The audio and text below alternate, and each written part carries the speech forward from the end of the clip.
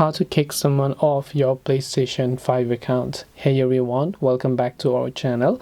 In this video I'm going to tell you on how you can kick someone off of your PlayStation account, so make sure to stick with me till the end.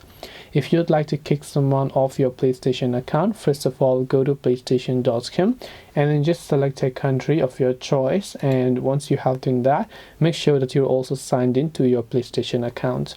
Then after you do that, just click on the sign in tab from the top right hand side of the screen, and then let me also just go ahead and then sign into my account, as you would be able to find here. And once you sign into your account, of course you're going to be able to see this type of interface again.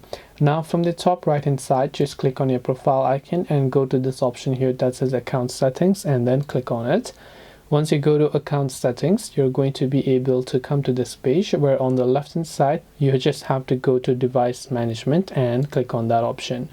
And after you click on device management, again on the right hand side you'll see a list of devices logged in. So if PlayStation is logged in, you'll see PlayStation consoles here. Select that, then click on the deactivate all devices option, and then you'll simply be able to go ahead and then remove your account from these devices.